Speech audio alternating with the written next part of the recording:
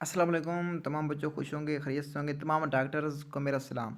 आज चलते हैं हम अपनी बियोलॉजी की जानब और यहाँ पर हम नेशनल एमडी कैट के पास्ट पेपर्स को सॉल्व करते हैं। तो चलिए अपने लेक्चर्स की जानब पास्ट एमसीक्यूज क्वेश्चन की जानब।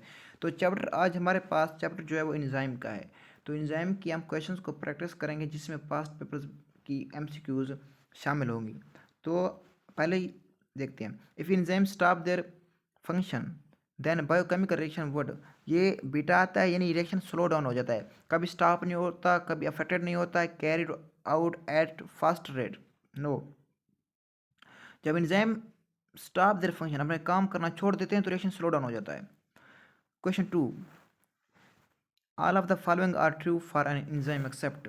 तो इसमें हमारे पास जो हम देखते हैं बीटा की यानी increase energy of activation. Enzyme हमेशा एक्टिवेशन एनर्जी को क्या करते हैं, ये डिक्रीज करते हैं, ये कभी भी एक्टिवेशन एनर्जी को इंक्रीज नहीं करते, जिसकी वजह से रिएक्शन स्पीड अप हो जाता है। अब question number 3, enzyme catalyse all of the following except. ये अल्फा की बात करें और बीटा की बात करें और चार्ली की बात करें तो ये तीनों हमारे पास रिएक्शन है और एंजाइम तमाम रिएक्शन को कैटालाइज करते हैं। तो इसका ऑप्शन आता है डेल्टा, यानी ब्रीथिंग सिंपल सांस लेने का कमाल होता है, जो सांस हम अंदर लेके जाते हैं और बाहर एक्सहेल करते हैं, तो एंजाइम इसको कैटालाइज नहीं करता। Question number 4, the reaction take place in a small part of the enzyme called. तो ये जो स्मॉल पार्ट होता है एंजाइम का वो एक्टिव साइट होती है, तो इसका बनता है delta. The lower activation energy the dash reaction will be.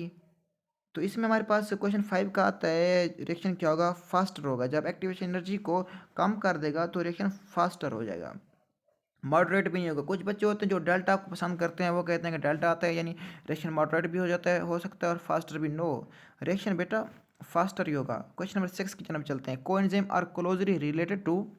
तो यहाँ पर हमारे पास कोएंजाइम का ताल्लुक होता है विटामिन से, और इसमें को फैक्टर होता है, जो को फैक्टर हमारे पास दो हिस्सों में तकसीम हो जाता है, एक ऑर्गेनिक और एक इनऑर्गेनिक। इनऑर्गेनिक में हमारे पास एक्टिवेटर आता है, जबकि ऑर्गेनिक में हमारे पास कोएंजाइम और प्रोस्थेटिक ग्रुप होता है। कोएंजाइम हमारे पास क्या होता है, लूजली बाउंड होता है, और ये विटामिन होते हैं, तो इसका आता है बीटा।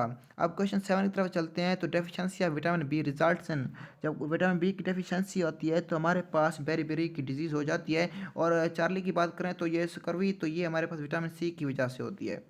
नेक्स्ट चलते हैं अगले क्वेश्चन की जानब, जो क्वेश्चन 8 है। इसमें वो कहते हैं the atoms groups of atoms and molecules that join with enzymes altering their shape and making them functional।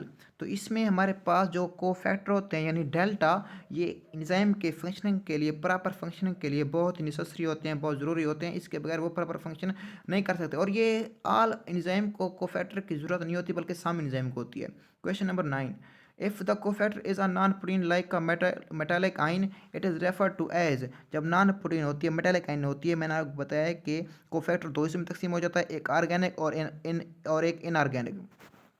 Cofactor चीज शो करते हैं ये दो, एक ऑर्गेनिक ओ से और दूसरा इनऑर्गेनिक आई ओ। जो इनऑर्गेनिक होता है ये हमारे पास क्या होता है, ये हमारे पास एक्टिवेटर होता है, ऐसे शो करते हैं, और ये हमारे पास मेटल आइंस होते हैं, जैसे कि आयरन हो गया, मैग्नीशियम वगैरह। और ऑर्गेनिक दो तरह के होते हैं, एक प्रोस्थेटिक ग्रुप होता है जो कि हमारे पास कोवेलेंटली बॉन्डेड होता है, स्ट्रांग बॉन्ड होता है, और हमारे पास दूसरा हमारे पास होता है इसमें कोएंजाइम, जिसको सी से शो करते हैं। जो कोएंजाइम होता है ये लूजली बाउंड होता है, और इसमें विटामिन आ जाते हैं। तो क्वेश्चन नंबर 9 का हमारे पास आंसर आता है एक्टिवेटर, ये मेटल आयंस होते हैं। Question 10, non protein part which is organic in nature and detachable is called. Organic की बात कर रहा है, ऑर्गेनिक। अब देखिए यहाँ पर ऑर्गेनिक मैंने पता है कि ये सी से हमारे पास क्या हो गया, कोफैक्टर हो गया, ऑर्गेनिक और इनऑर्गेनिक। ऑर्गेनिक की बात करें तो एक हमारे पास प्रोस्थेटिक ग्रुप आता है और दूसरा हमारे पास को एंजाइम आता है। तो वो पूछ रहा है कि organic in nature non protein part but organic in nature and detachable is called. जो ऑर्गेनिक होता है और डिटैचेबल होता है वो हमारे पास कौन सा होता है, को एंजाइम होता है। को एंजाइम डिटैचेबल होता है, जबकि जो प्रोस्थेटिक होता है वो डिटैचेबल नहीं होता, और वो हमारे पास कोवेलेंटली बॉन्डेड होता है, स्ट्रांग बॉन्ड बनाता है। Next 10 11, the effect of reversible competitive inhibitor can be neutralised by increasing the concentration of substrate. ये कम्पिटेटिव इनहिबिटर में होता है, इसका अल्फा आता है। जब कम्पिटिटिव इनहिबिटर होता है तो हम सबस्ट्रेट की कंसंट्रेशन बढ़ाते जाते हैं, और जिसकी कंसंट्रेशन ज़्यादा होती है वो गालिब आ जाता है, तो सबस्ट्रेट इनहिबिटर को एक तरफ कर देता है और ख़ुद एक्टिव साइड पे आके बैठ जाता है। तो वो हम इसको न्यूट्रलाइज कर सकते हैं। अब question 12, function of succinate dehydrogenase is aided by. तो ये हमारे पास FAD होता है, function of succinate dehydrogenase, जो कि सक्सिनिक एसिड को कन्वर्ट करता है फ्यूमेरिक एसिड में। Question number 13, prosthetic groups are. जो प्रोस्थेटिक ग्रुप होता है ये मैंने आपको बात की है कि हमारे पास सी से यानी सी से को फैक्टर होता है, ये ऑर्गेनिक इनऑर्गेनिक में चला जाता है। ऑर्गेनिक हमारे पास दो तरह के होते हैं, एक हमारे पास होता है कोएंजाइम, जो कि हमारे पास ज़्यादातर ये विटामिन होते हैं, और दूसरा हमारे पास होता है प्रोस्थेटिक ग्रुप, जो कि कोवैलेंटली बॉन्डेड होता है। तो ये ऑर्गेनिक होता है, चार्ली। नेक्स्ट क्वेश्चन की जानब चलते हैं। तो हमारे पास जो नेक्स्ट क्वेश्चन है वो 14 है, most of the enzymes are. ये मोस्ट ऑफ द जो एंजाइम होते हैं वो अटैच्ड विद ऑर्गेनेलीज होते हैं, यानी अल्फा। सम जो होते हैं वो साइटोप्लाज्म फ्री फ्लाटिंग, ये सम में आ जाती हैं। Enzyme related to fatty acid oxidation are present. देखें ये कंसेप्चुअल क्वेश्चन है, उसने ये नहीं कहा है कि जो एंजाइम्स होते हैं वो सेलुलर रेस्पिरेशन में इन्वॉल्व होते हैं या सेलुलर रेस्पिरेशन कहाँ पे करते हैं, तो वो जो किधर प्रेजेंट होते हैं। जैसे कि फोटोसिंथेसिस जो एंजाइम करते हैं वो क्लोरोप्लास्ट में होते हैं।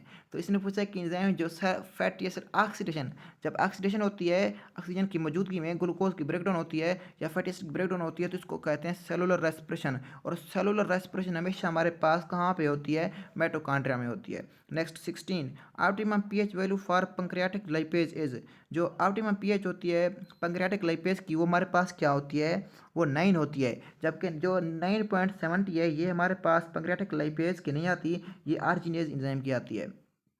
नेक्स्ट क्वेश्चन हमारे पास ES complex, enzyme substrate complex is converted into product. जब एंजाइम सबस्ट्रेट कम्प्लेक्स प्रोडक्ट में कन्वर्ट होता है तो किसकी मदद से होता है। जो बाइंडिंग साइड होती है, दो साइड होती हैं एक्टिव साइड की, एक बाइंडिंग साइड होती है और दूसरा कैटालिटिक साइड होती है। जो बाइंडिंग साइड होती है वो रिकॉग्नाइजेशन करती है सबस्ट्रेट की और उसको बाइंड करती है, और दूसरी होती है कैटालिटिक साइड। जो एंजाइम सबस्ट्रेट जब बनते हैं यानी E+S लिख लेते हैं, इसके बाद ES कम्प्लेक्स बनेगा, रिवर्सिबल होगा। बस आप समझ लें, थोड़ा बहुत ये ठीक नहीं हो रहा। चलो इसके बाद एंजाइम सबस्ट्रेट कम्प्लेक्स जब बन जाता है तो इसको प्रोडक्ट में चेंज करने के लिए हमारे पास कैटालिटिक साइट अपना फंक्शन रूल किरदार अदा करती है। 18, suggested that each enzyme had a particular shape into which the substrate fit exactly. यानी पर्टिकुलर शेप की बात की है, सबस्ट्रेट फिट हो जाता है। तो ये हमारे पास किसने दिया था, ईमेल फिशर ने दिया था। कब दिया था, 1890 में, 1890 में दिया था। और ये इस इधर से एक और क्वेश्चन बन सकता है कि ईमेल फिशर ने, ये किसने मॉडल पेश किया था कि हमारे पास ईच जो एंजाइम होता है वो सबस्ट्रेट के लिहाज से वो यानी स्पेसिफिक होता है, यानी एक टाइम में एक सबस्ट्रेट से जुड़ता है। तो ये भी ईमेल फिशर की तरफ से था, ये क्वेश्चन बड़ा अहम है। तो नेक्स्ट क्वेश्चन की तरफ चलते हैं, तो जो कि 19 है, क्वेश्चन 19। तो इसमें वो कहता है कि the concentration of substrate molecule is higher than enzyme, then rate of reaction would be. जब सबस्ट्रेट की कंसंट्रेशन ज़्यादा होगी एंजाइम से तो रेट ऑफ रिएक्शन क्या होगा।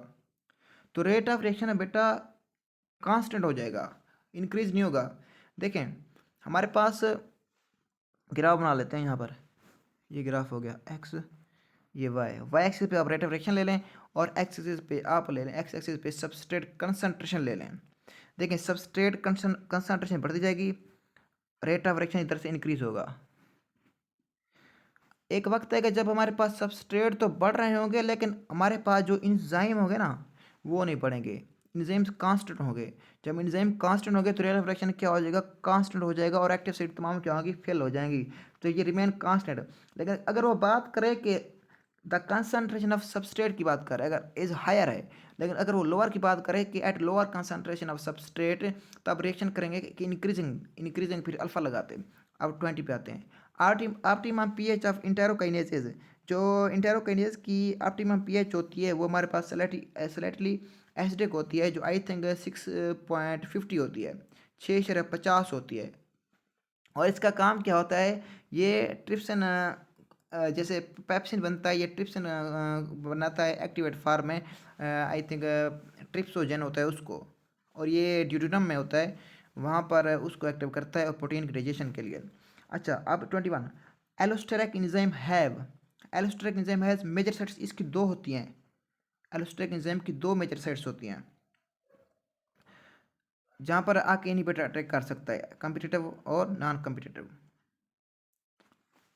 22, which of the following properties of amino acid is affected by a change in pH, जब pH change होती है तो अमाइनो एसिड की आयोनाइजेशन में फ़र्क पड़ता है, जो बाड होता है वो ब्रेकेज होता है।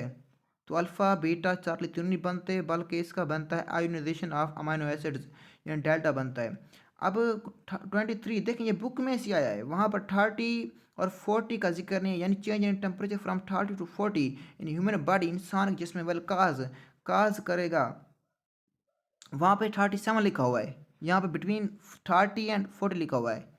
अब इसका बनता है, चार्ली देख लें आप, first increase then decrease in rate of reaction, यानी पहले पहले रेट ऑफ रिएक्शन क्या होगा, इंक्रीज होगा, क्योंकि टेम्परेचर इंक्रीज हो रहा है। 37 की बात करें तो 37 हमारे पास इंसान में ऑप्टिमम टेम्परेचर होता है, 37 डिग्री सेंटीग्रेड ऑप्टिमम।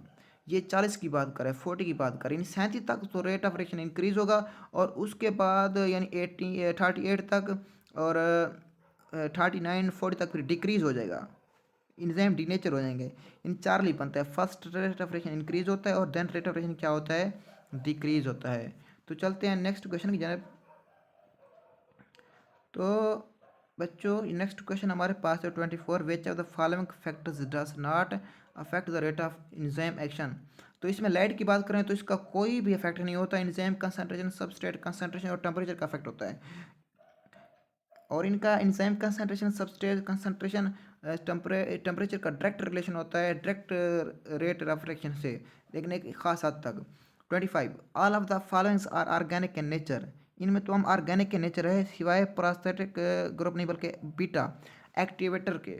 एक्टिवेटर हमारे पास मेटल आयंस होते हैं, जैसे कि आयरन हो गया, मैग्नीशियम हो गया, ये एक्टिवेटर में आता है, ये इनऑर्गेनिक होता है, आपने याद करना है, ये कोफैक्टर का पार्ट है, कोफैक्टर दो इसमें डिवाइड होता है, ऑर्गेनिक और इनऑर्गेनिक।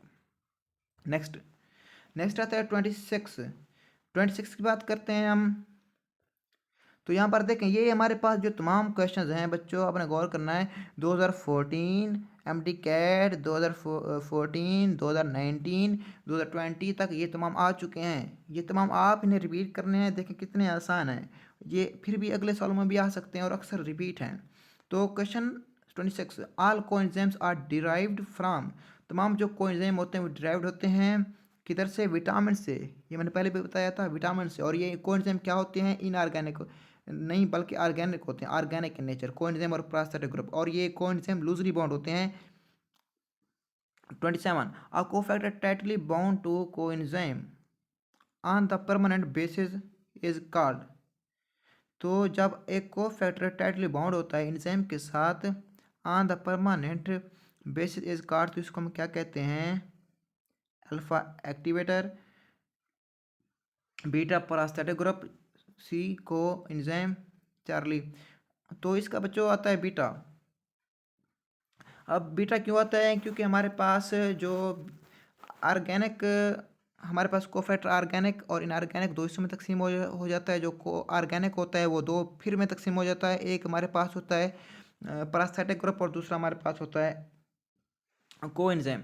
जो प्रोस्थेटिक ग्रुप होता है, प्रोस्थेटिक ग्रुप में कोवेलेंट बांड पाया जाता है, और कोवेलेंट बांड आप जानते हैं कि वो स्ट्रांग बांड होता है एक्सिस साइड पे कोवेलेंटली, जब ये अटैच होता है तो उसको परमानेंट क्या कर देता, तो इसको परमानेंट ब्लॉक कर देता है। जब ये परमानेंट ब्लॉक हो जाती है तो हमारे पास, तो ये इरिवर्सिबल कंडीशन होती है।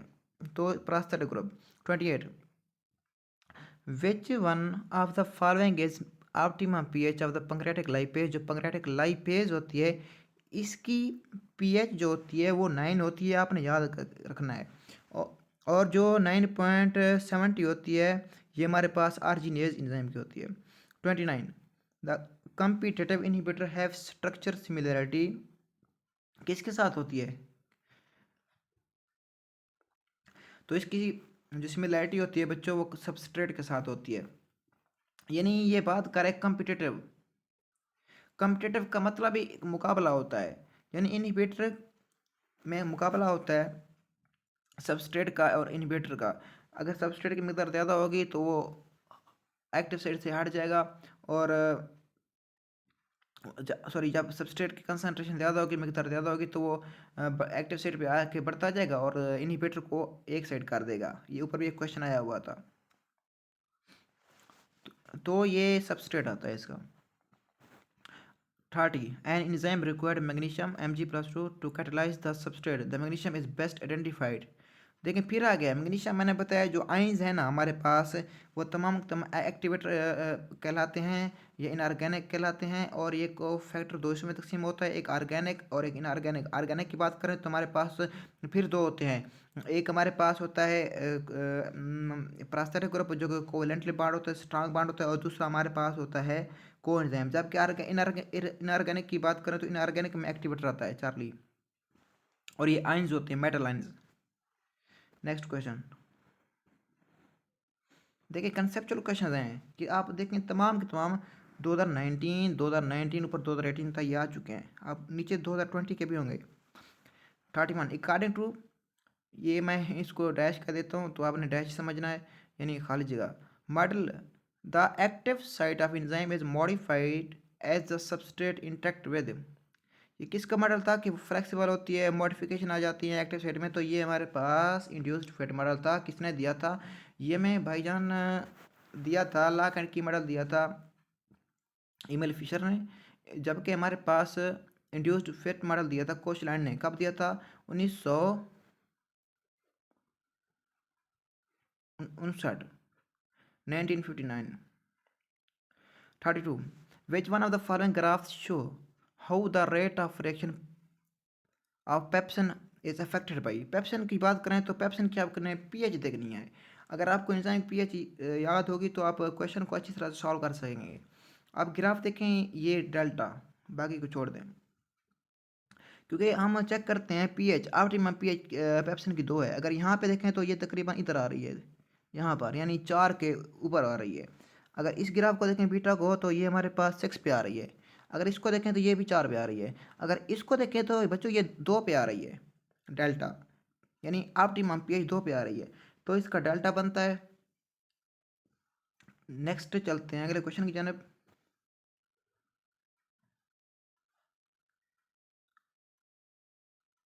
तो बच्चों इसमें कहता है द फिगर रिप्रेजेंट इनहिबिटरी। कौन सा इनहिबिटरी? आप दो इनहिबिटर होते हैं, एक कम्पिटेटिव होता है और दूसरा इनकम्पिटेटिव। कम्पिटेटिव का मुकाबला सबस्ट्रेट से होता है और उसकी शक्ल भी मिलती जुलती है। तो इनहिबिटर ये देखें, ये हो गया एक्टिव साइट। ये एक्टिव साइट पे नहीं अटैच हो रहा, बल्कि एक्टिव साइट के अलावा other than active site inhibitor attach हो रहा है। तो ये हमारे पास होगा नॉन कम्पिटेटिव। तो नेक्स्ट क्वेश्चन की जानब चलते हैं। 34 34। तो देखें बच्चों, ये क्वेश्चन जो हमारे पास हैं, ये 2017, 2017, 2018, 2019, 20 ये तो हम आए हुए हैं। ये आप प्रैक्टिस करते रहें तो इंशाल्लाह आप डॉक्टर बनेंगे लाजमी। 34 आर इंजाइम्स आर, तमाम इंजाइम होते हैं। Fibrous protein no, lipoprotein beta no, Charlie low molecular weight protein no. D बनता है, इसका बनता है डेल्टा। इन तमाम ग्लोबुलर प्रोटीन होते हैं और ये 3 डायमेंशनल होते हैं। 35 the reactants in which enzyme work are. ये एक्वस मीडियम होता है हमेशा, लेकिन जिसमें एंजाइम व्यवहार करते हैं वो कह रहा है रिएक्टेंट्स कौन से होते हैं। ऑन वे जिस पर एंजाइम वर्क करते हैं तो वो प्रोडक्ट होते हैं। Alpha. 36 which of the following comprises of inorganic ions. इनमें देखें फिर आ गया इनऑर्गेनिक आइंस, आपने याद रखना है ये एक्टिवेटर आता है। मैं फिर आपको समझा देता हूँ थोड़ा सा, इधर कर लेते हैं। देखें, सी से हो गया कोफैक्टर, ठीक है। कोफैक्टर हमारे पास दो हिस्सों में होता है, ऑर्गेनिक ओ और इनऑर्गेनिक, ठीक है। आइंस ऑर्गेनिक और इनऑर्गेनिक पार्ट में चेंज होता है। अब जो हमारे पास इनऑर्गेनिक होता है वो हमारे पास एक ही होता है, और वो हमारे पास होता है एक्टिवेटर, जिसको कहते हैं ए से शो करते हैं एक्टिवेटर, ठीक है। इसको ए से शो करते हैं, एक्टिवेटर कहते हैं। अब ये एक्टिवेटर जो होता है ये मेटल आयंस होते हैं, आयरन हो गया, मैग्नीशियम वगैरह। अब ऑर्गेनिक की बात करें, ये हमारे पास ये दो हिस्सों में तकसीम हो जाता है, एक हमारे पास होता है प्रास्थेटिक ग्रुप, पी से शो कर लेते हैं। प्रास्थेटिक ग्रुप कोवेलेंटली बॉन्ड होता है, स्ट्रांग बॉन्ड होता है, और ये इनहिबिटर का काम करता है, एक्टिव साइट को परमानेंटली ब्लॉक कर देता है। अब दूसरा हमारे पास लूजली बॉन्ड होता है कोएंजाइम, इसको सी से शो करते हैं। कोएंजाइम लूजली बॉन्ड होता है। तो ये क्या पूछ रहा है कि what is 36 which of the following comprises of inorganic ions. Organic हो गया ये, इनऑर्गेनिक में हमारे पास ए से एक्टिवेटर होगा, यानी इसका एक्टिवेटर होता है। ये अपने सीक्वेंस को याद करना है। तो नेक्स्ट क्वेश्चन की जनाब चलते हैं। 37 what is a true report enzyme. Enzyme के बारे में क्या सच है, तो इसके बारे में ये फेबरस प्रोटीन है। No no no, no effect on the end product, ये गुड पॉइंट हो गया बेटा। यानी एंड प्रोडक्ट पे कोई भी इसका इफेक्ट नहीं होता, कोई इसका ना एंड प्रोडक्ट इस पे इफेक्ट करता है, ना ये एंड प्रोडक्ट पे इफेक्ट करता है। 38 modified form of lock and key model was propose by Koshland alpha, और कब दी थी ये आपने याद करना है, 1959, जबकि 1890 में दी थी lock and key model email Fisher ने। 39 which of the following type of inhibitor can be neutralized by adding more substrate into the reaction। ये कौन सा है, ये कम्पिटेटिव हो गया। यानी एक्टिव साइट पे हमारे पास एक इनहिबिटर अटैच होता है जिसकी शक्ल सबस्ट्रेट से मिलती है, वो अटैच हो जाता है, और लेकिन प्रोडक्ट में चेंज नहीं होता, क्योंकि वो ओरिजिनल एक्टिव साइट पे अटैच होता है लेकिन वो सबस्ट्रेट नहीं होता। तो इसका बनता है रिवर्सिबल इनहिबिटर। रिवर्सिबल क्योंकि इसके इफेक्ट को ख़त्म किया जा सकता है अगर मोर सबस्ट्रेट ऐड करते जाएं। A non-protein part essential for proper and essential functioning of enzyme is called। Proper functioning के लिए ये जब भी है तो आपने को फैक्टर लगाना है डेल्टा। अच्छा, ये जो 39 है इसको आपने याद रखना है, ये नीचे भी आएगी। यानी सबस्ट्रेट बढ़ाते हैं तो इनहिबिटर का इफेक्ट ख़त्म हो जाता है, ये रिवर्सिबल होता है। 41 the temperature that promotes the maximum activity of enzyme is referred as. ये ऑप्टिमम होता है जिस पर ये मैक्सिमम रेट होता है, इसका rate of reaction enzyme activity maximum होती है। तो 42 की बात करते हैं।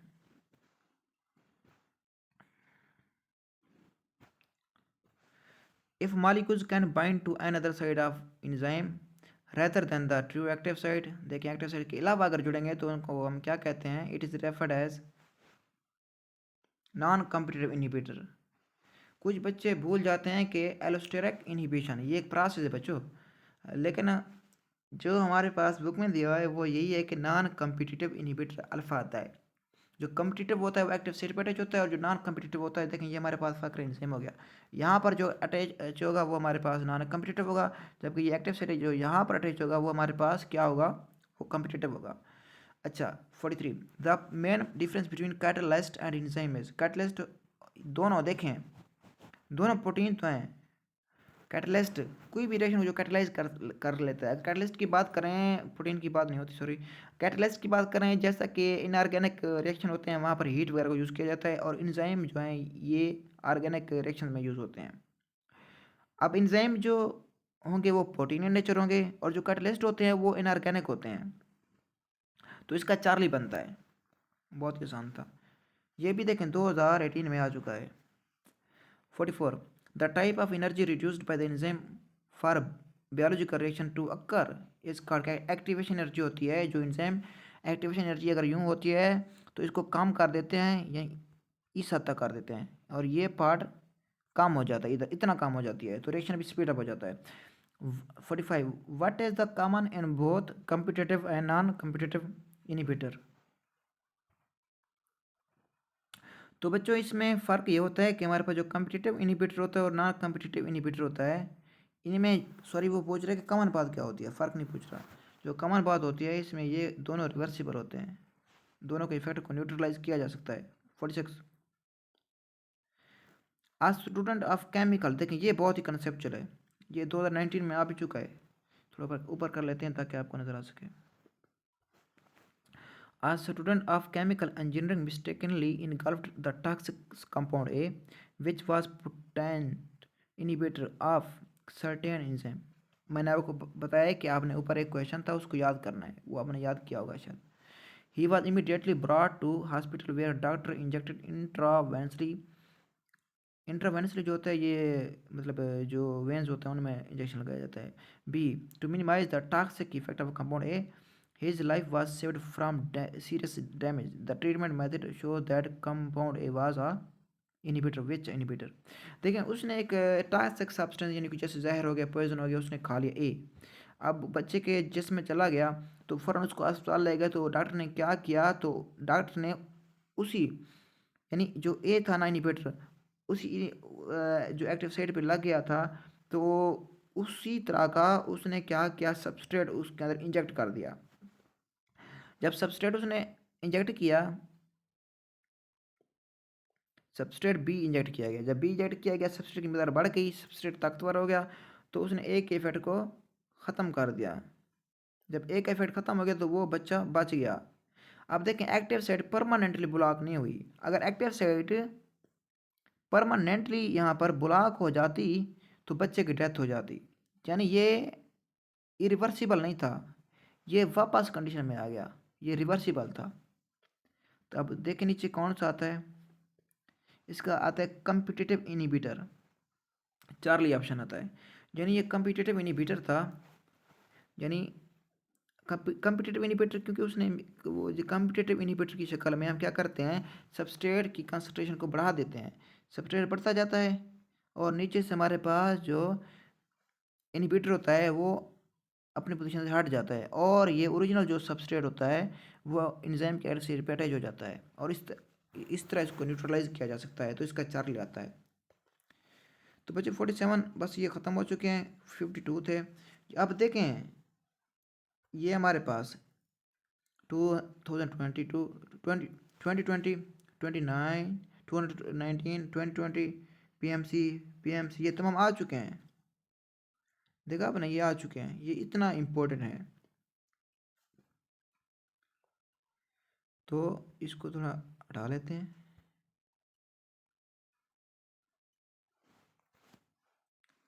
एक मिनट।